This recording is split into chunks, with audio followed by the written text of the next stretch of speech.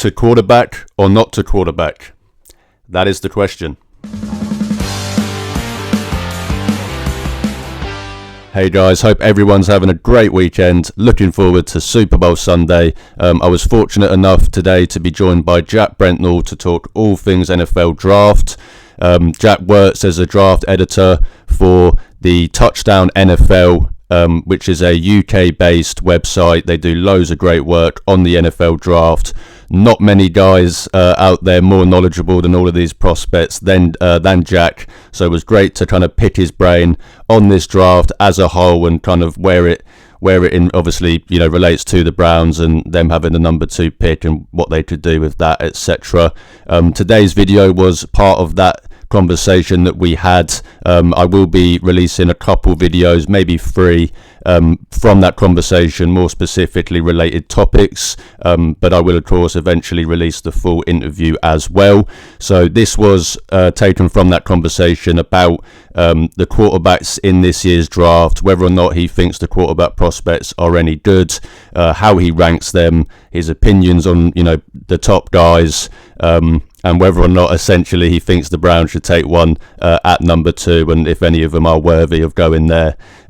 Also talked about some of the day 2 guys as well. Jalen Milroe, of course, always in the interest of the Browns. Talked about him as well, so won't hold you back too much longer. We'll jump straight into it. And so this is from that conversation with Jack Brentnall. So I noticed that you didn't mention any quarterbacks.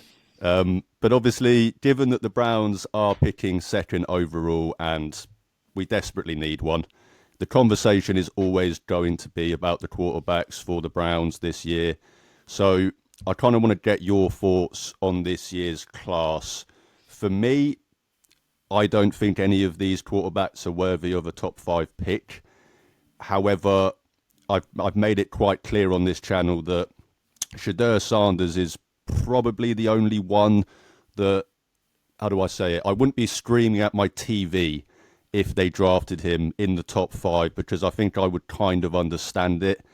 I do think Cam Ward will, of course, go in the first round, probably in the top 10. I've just not been that keen on him as a prospect for the Browns.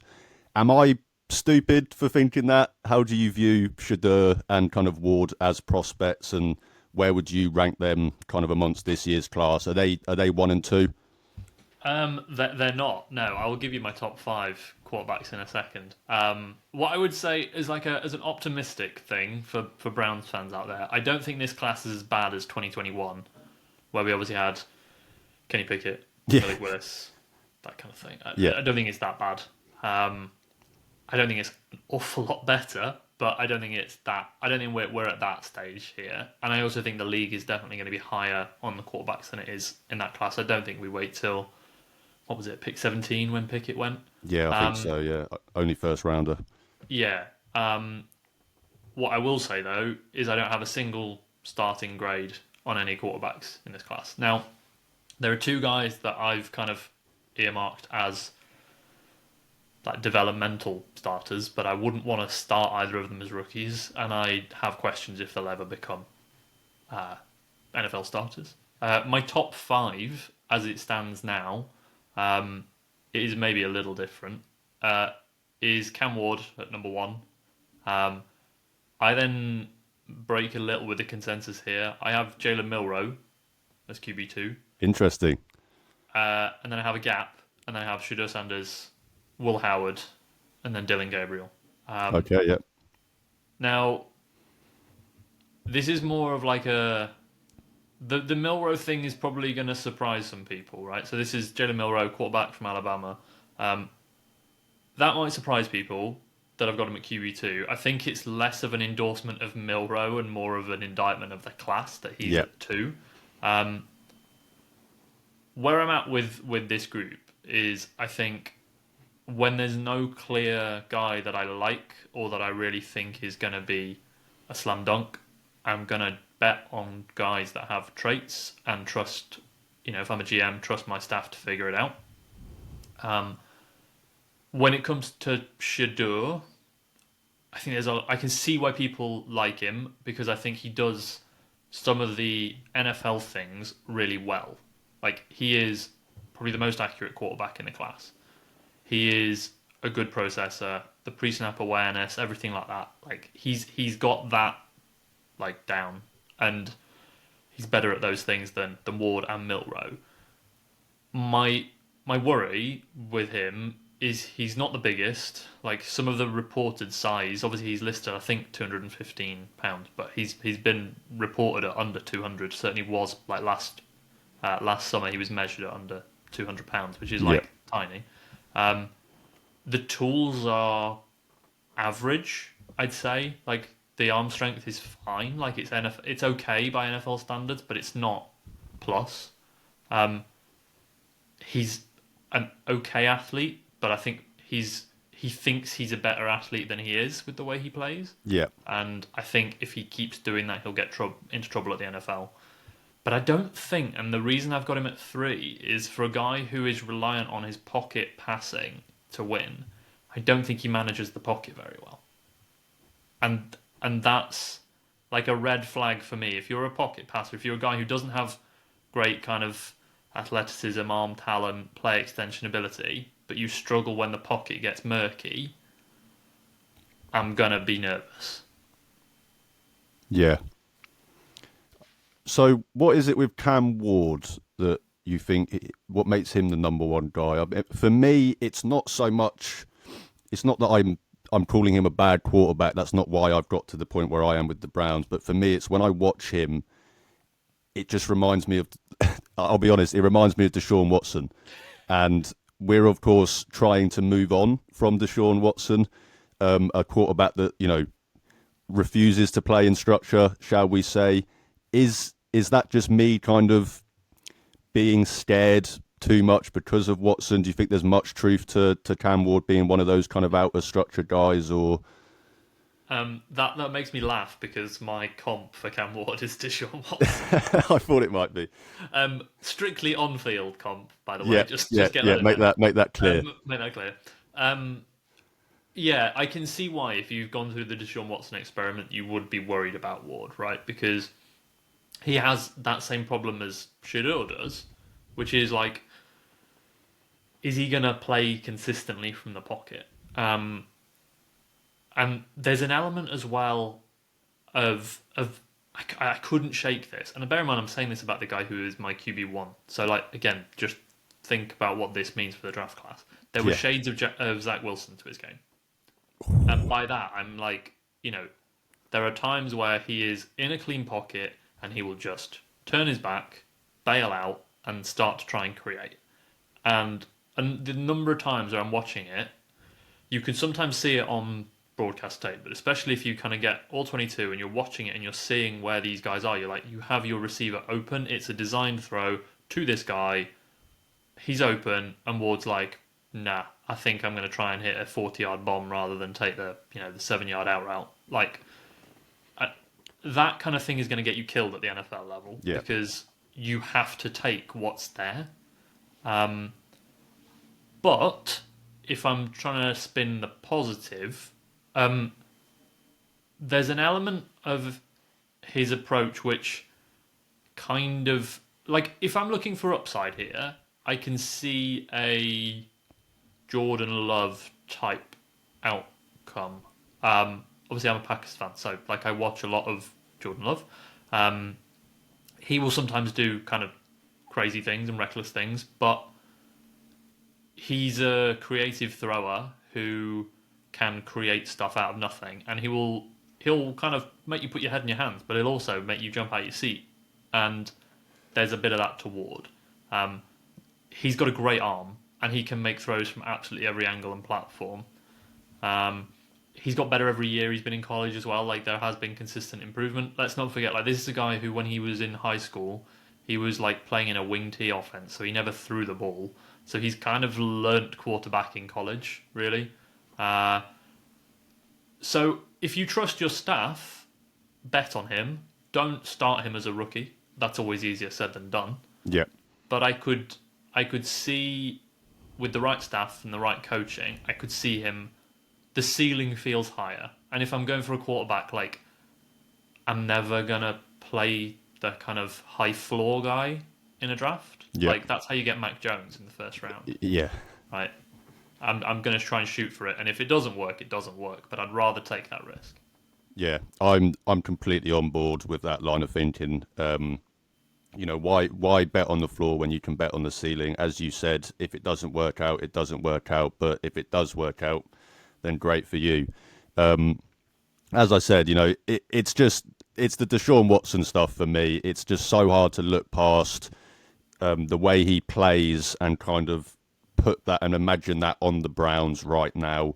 A team that is, of course, trying to move away from that kind of style of quarterback. They're trying to go back to, a more West Coast scheme under Kevin Stefanski that they ran before.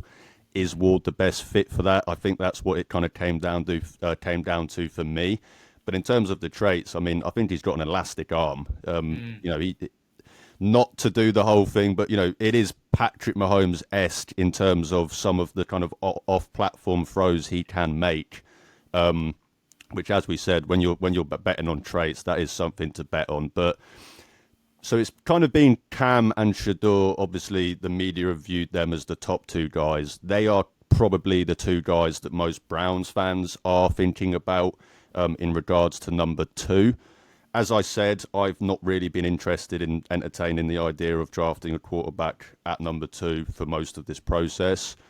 But I think with the Miles news and the potential that the Browns could be entering a rebuild, I've kind of warmed on it a little bit, because if you are going to enter a rebuild, why not do it with your guy at quarterback? So I can kind of understand that. But as I said, I've essentially held the position all off-season that I think the Browns should get a veteran free agent to start for 2025 and then draft one of these guys day two.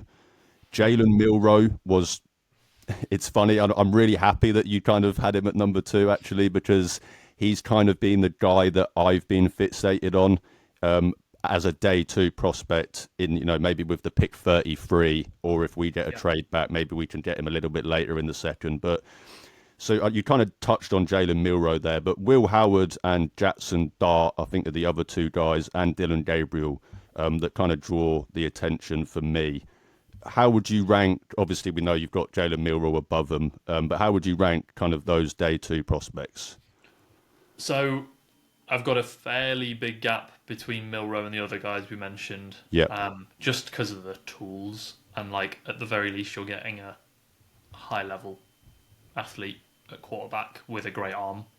There's room to grow, but like the flashes are there. Like if you watch the Georgia game, the Vanderbilt game, like they're some of the best tape you'll watch this year. But then you'll watch other games like the Michigan game, and it's just like head in hands stuff. I like Will Howard. I think there's stuff there to like as a kind of... The question there is, it's maybe like the Shador thing, but maybe like of a slightly lower tier of, is it a high level backup you're getting, or is it a starter? I think Howard's going to be one of those guys who plays in the league for a long time. Yeah. But I don't know whether he'll ever be a kind of starter. I have Gabriel as QB5, as I mentioned now. Like, he's tiny. I'm just trying to see what he measured in at the Senior Bowl here. He measured in at 5'10", 202. So we're talking like Bryce Young size. Yeah. Now, Bryce Young's been pretty good this year, like towards the back end. So like, it's not... I'm not saying he can't succeed, but like the tools there. He's a good athlete, but the arm isn't great. It's kind of like Bryce Young, but probably slightly worse. Yeah. Again, feels like a backup. Jackson Dart, he seems to be the guy who's getting a lot of love now, and like he seems to be quote unquote a riser in like media circles. Yeah. I don't see it myself. I don't understand where it's coming from. I think I have him... He might be QB, from memory, QB9 for me. Oh, wow. I think. Like, it's the Ole Miss offense is a big part of it, right? Like, that offense is not an NFL offense. This is the same... It's not the same offense, but it's a similar type of thing to where we saw Hendon Hooker coming out of Tennessee, Matt Corral, obviously, when he came out of Ole Miss. These aren't offenses that ask... They run a ton of RPOs. They run a ton of like screens. They're single, or half field reads at most. it's not stuff that you'll be running on an NFL field. Certainly not as like your primary thing. You'll mix them in, but they're not going to be at the same rate. Yeah. When you watch him have to do proper drop back concepts and read concepts out, the results aren't great. The stats look great, but I think that's because it's boosted by the scheme. As we've seen guys do this, whether it's running back, wide receiver, quarterback, like, you know, this scheme is great for college production, but I don't think it produces great NFL talent. And I think the tools are kind of okay, but I don't see a guy that I'm like, oh, well, I'll get him in my scheme because he's got great tools and we'll kind of develop him. I think he's fine, but I've seen like people talking about him as a first rounder, and like I may be wrong. Like the NFL, when they get desperate for quarterbacks, they throw him into the first round, but I don't get it.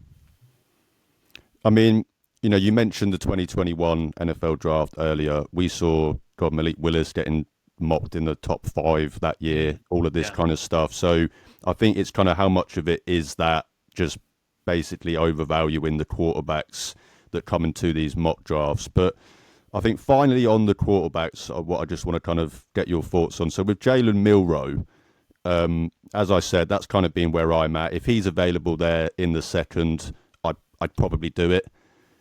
Do you think there's any chance that he goes in the first round? I don't. If I were putting money on it, I don't think he does. But it may be one of those situations where there's a team at the top of the second that thinks they want to get the 5th-year option and they trade into the back end of the first round. He feels more like he'll go in the kind of Jalen Hurts range, which, I mean, I've heard Jalen Hurts type comps for him. They're slightly different, I think. I mean, I think Miller is a better athlete. But, I don't think he's quite the thrower that Jalen Hurts was in college. Yeah. But in terms of their size and their kind of, certainly from what, like, if you listen to the guys who are really plugged in, like their work ethic, their kind of competitive toughness, very similar. I think they should be able to get him at 33, but as I say, the NFL sometimes, all it takes is one team, right? All it takes is one team to love a guy, and then they go first round. Yeah. So you never know. There's some mad teams out there that might get desperate. Owners that are, you know, desperate. Head coaches and GMs that are on hot seats that think I'll take a quarterback and buy a bit more time. So I'd like to think Cleveland should get him, though, if they wanted him, without having to trade up into the first. Yeah, I mean, you mentioned the trade up. Of course, the Browns have a possibility maybe to trade back from 2. They have all the Miles stuff going on. Maybe I very much doubt it, but if they did trade him before the draft, that's a whole lot more picks to go to the already existing 11 picks they have. So I think they could be in a possibility that they could maybe trade back up into the first round for him if they feel like he won't make it to them at 33, or if they just want that 5th-year option. I'm not sure if you know this, but Tommy Rees, the offensive coordinator that we've obviously promoted this year, was his offensive coordinator at Alabama in 2023. So there's, of course, going to be everyone kind of drawing the links between it there. But that's kind of been where I've been at with the quarterbacks. It's been, you know, I don't really see any of these guys as top prospects. Don't see any of these guys being worthy of the 2nd overall pick. So for me, it's been, let's sign a veteran and draft Jalen Milroe in the 2nd round. So I'm pleased, to say the least, to see that you've got him higher than obviously some people do in this kind of process. So there you have it. I think Jack kind of agrees with me, agrees with most. I think that none of these quarterbacks are probably worth a top 5 pick. You know, none of them stand out as truly elite prospects, guys that you can guarantee are going to translate into starters in the NFL. It was interesting, to say the least, to see him have Jalen Milroe ahead of Shedeur Sanders.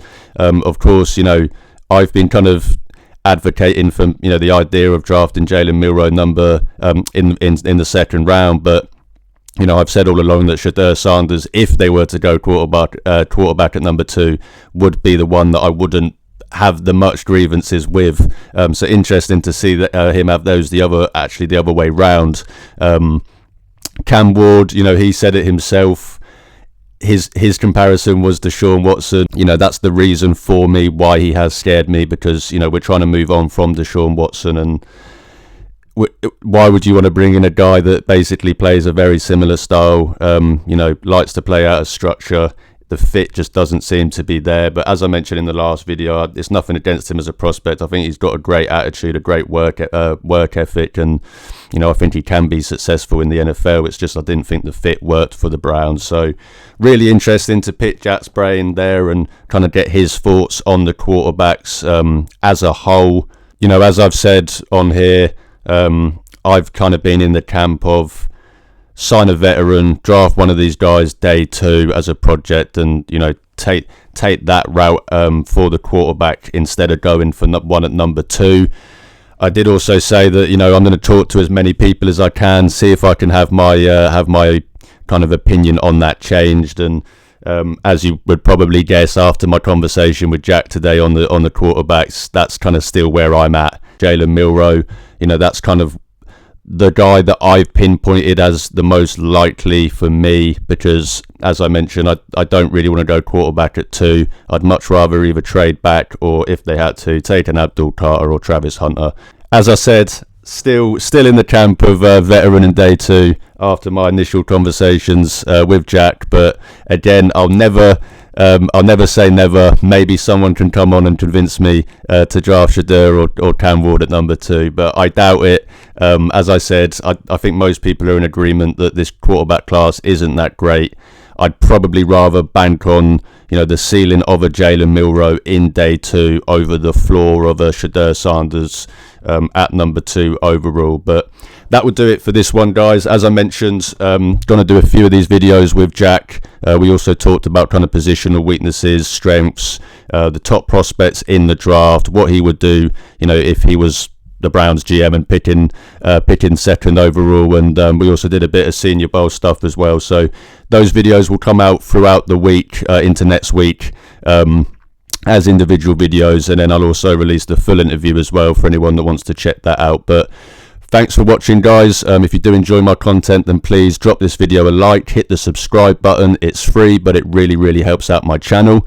You can also check the links in the description to see where you can follow and interact with me on social media. I will also link all of Jack's socials as well. See where you can follow him, see where you can follow his work. As always, guys, I'm trying to build a community of Cleveland Browns fans, and as I always say, even if I only get to talk to one fan a day, I'm happy, because I'm talking Browns football with the best fan base in the world. Thanks again for watching, guys. Have an amazing weekend. Enjoy the Super Bowl. But most importantly, go Browns.